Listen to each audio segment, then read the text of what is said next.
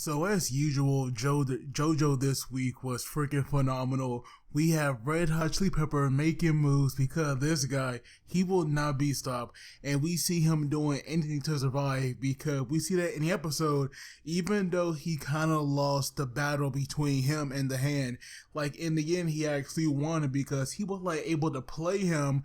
And so Okuyasu like actually made him stronger. And we see now how that right there almost costed him his life. But we see that the episode itself, it starts off where we have Josuke playing this game, and we see now that his mother was like trying to get him to stop, and we see her going as far as to like kicking him to the point where she actually messed him up and got him to die. And so right now we see that like he was going to leave. He turned off his TV and like out of nowhere we see it come back on. And so we see now that when Josuke thought he had turned it off, and we see him now grabbing the remote, this time he actually couldn't do it. And that's when we see that Red Hot himself was like inside his TV, and we see now that what he was planning here is that Red Hot wants to see how strong he has gotten because he actually plans on killing Jotaro, pretty soon, because that right there is his biggest threat, because Jotaro always has his guard up. And like he is so attentive, and not to mention he can't stop time, even though that right there is for 1 second. So right now Red Hot really wants to go to prepared, and we do learn how that the user behind Red Hot, not only was he spying on Josuke, but he was also spying on Okuyasu, Koichi's stalker, Tenio, and also our two users, like the ones who were first villains, but now kind of like allies, like that. But both of them are currently in the hospital.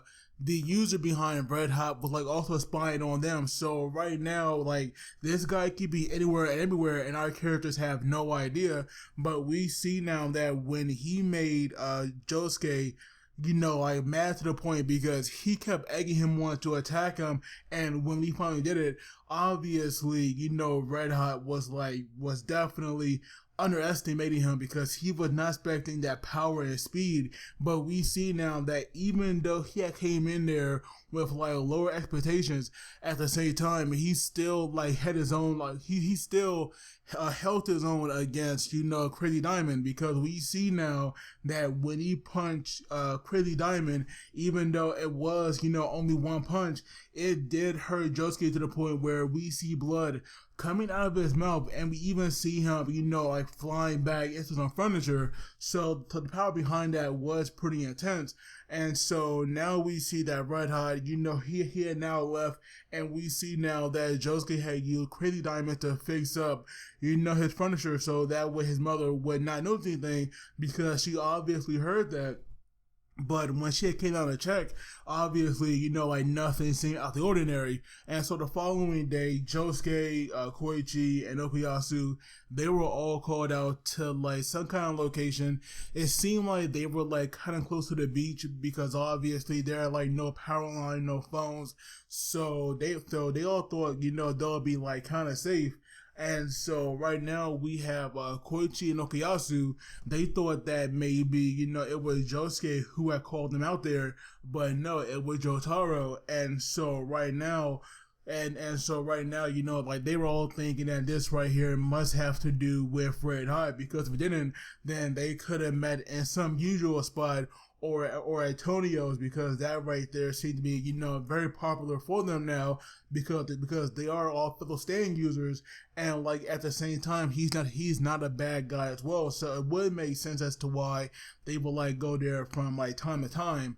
And so we see now how they were thinking that maybe they found a way to like beat it, but no, like that right there wasn't true, but at the same time it kind of was. But they now have a way to at least locate the stand user, and we all know that right there lies to Joseph Joestar's Hermit Purple. And so we see now that while Jotaro was describing him, he never mentioned that this right here was like Josuke's father. But at the same time, like while they were like revealing all these things, we do see that Red Hot Chili Pepper was actually following them because it stored itself into Okuyasu's bike battery. And so right now, where it knew like where to go, because Joseph will be, arriving there at noon at the port, that's where Red Hot was like going to go, because that's how, it would like get there first and kill Joseph. And so obviously we cannot have that. And Okuyasu, definitely gets more serious and definitely, more violent when it comes to Red Hot.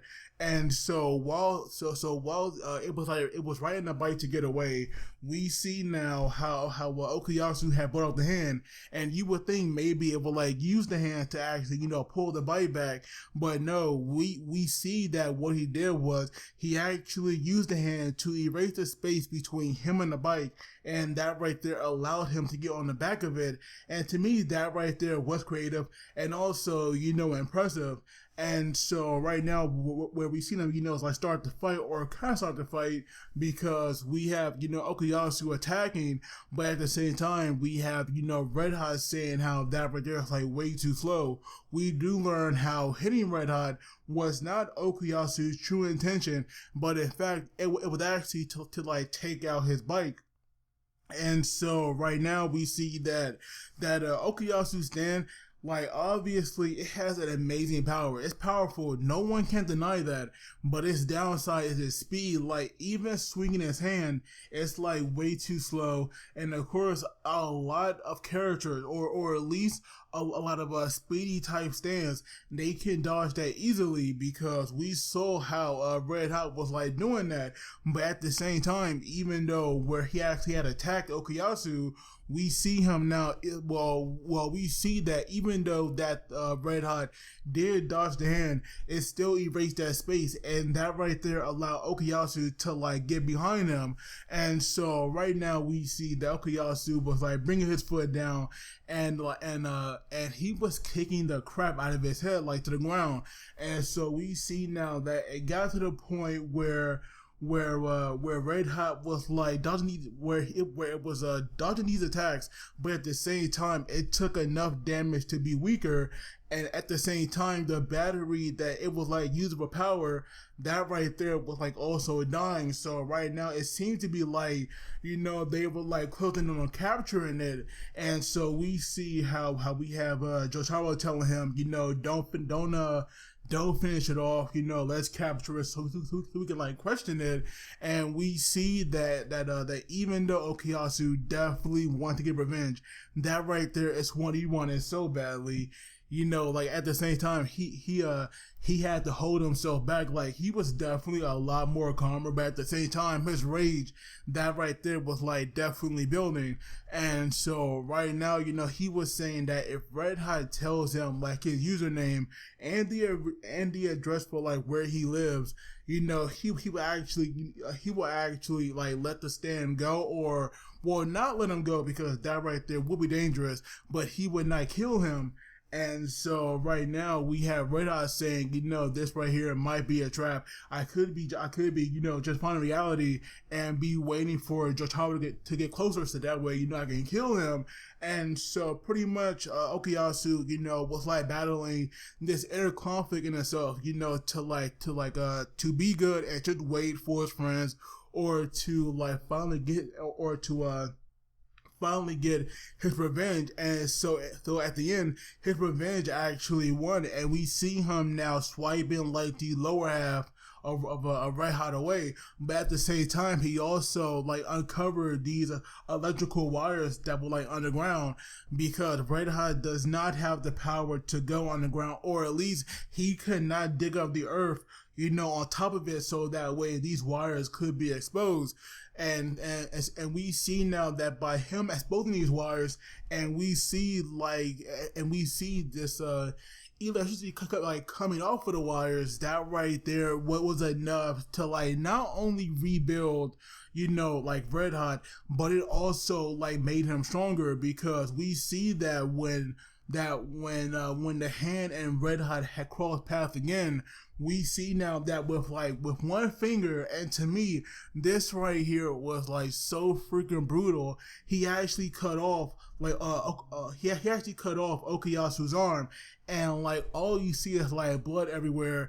You like have him screaming, and so right now we have Red Hot, kind of bragging, but like at the same time he was like planning on giving Okuyasu like the same treatment as his brother, and so we see him now pulling him into where the warriors were, and so pretty much Koichi here was the only one who was like freaking out. And it seemed like Josuke and Jotaro, like these two, they did not give a damn. And even though that right there is messed up, to me it was like pretty freaking funny. So because both of them were like going on minding their own business to the point where we have Koichi here, kind of like getting them back on track. And we see now that the reason why they wasn't worried because when Josuke actually healed his arm with Crazy Diamond, that right there actually pulled back Okuyasu's body, and we see now that that he was healed. So it's definitely like Josuke said, he's like very lucky that his arm was cut off, because if it wasn't, he definitely like would have been killed. And we even have Red Hot, who we see traveling now through the wires. He was definitely like pretty angry about that as well.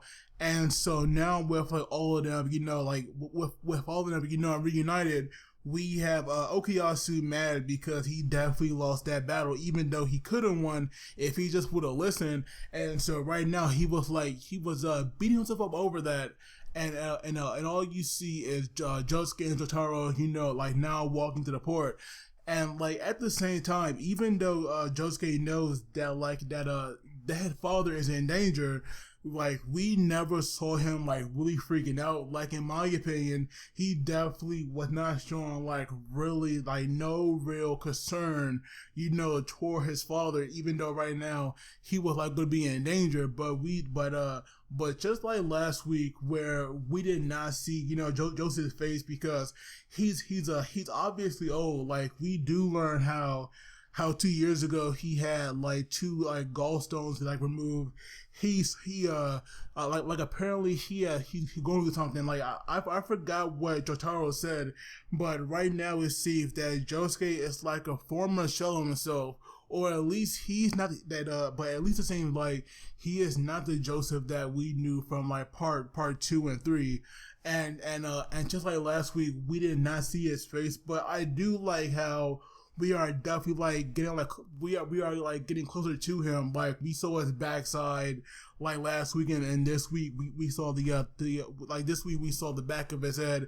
And so right now they definitely are like kind of hyping up his I shouldn't say new look, but like older look, because right now he is 79 years old, but at the same time this guy will still do what he needs to. And so if he can be hopeful, to Jotaro and his son, well, mainly to Jotaro, then he will help, which is why he's like coming in the first place to like use his stand, so that way they can find the user behind Red Hot Chili Peppers. But like I said, this episode to me, it was good. Like I definitely enjoyed it. I definitely liked the fight between the Hand and Red Hot. To me, it was done well. Even though Okuyasu, could have won if he just listened. In my opinion, it was still a pretty good fight. Especially, brutal when he did get his arm cut. But as always, let me know what you guys thought. Don't forget to like and subscribe, because it helps me out. And as always, you gotta take it easy, and I will see you all next time.